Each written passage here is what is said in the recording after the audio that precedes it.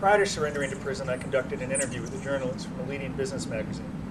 And during that interview, I expressed my opinion that the criminal justice system could ensnare anyone.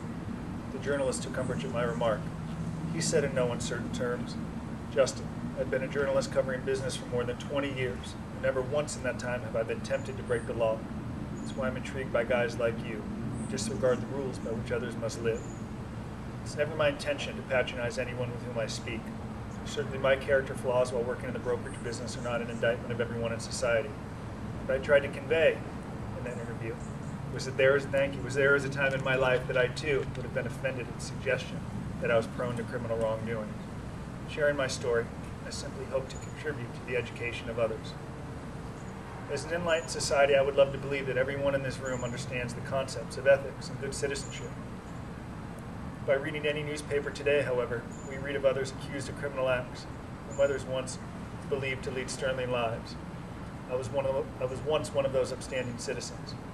I desire to reconcile with society and prove worthy of such a reputation again. To that end, I want to share my personal experience, my story, with the hope that you will better epitomize the discipline and forthrightness required to resist temptations that could compromise your ethical code.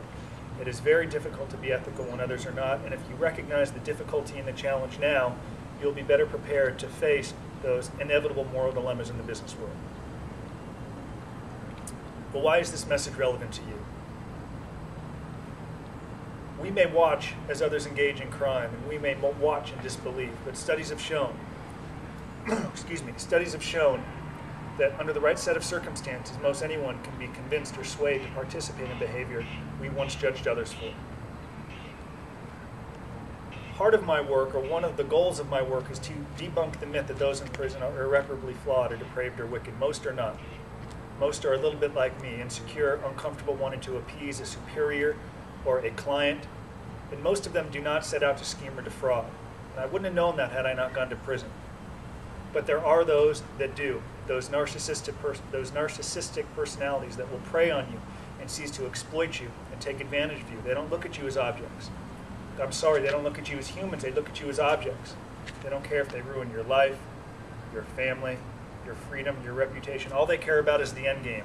More power, more success, more wealth. So those are the people you need to watch out for.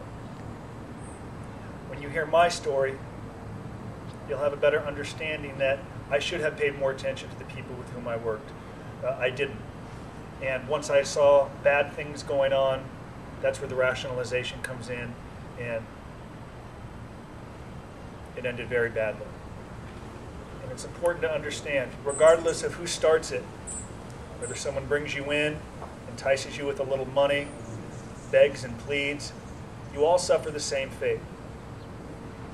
Ironically, it's usually the leader, a lot of times the leader, that gets off a little bit better than you, because they go to him first, and that's where the cooperation comes in, and let me help you. And then the guys way down the ladder, they get to last. So a lot of times you will suffer the same fate. And when you hear my story, you'll have a better understanding of that. Okay, that's it.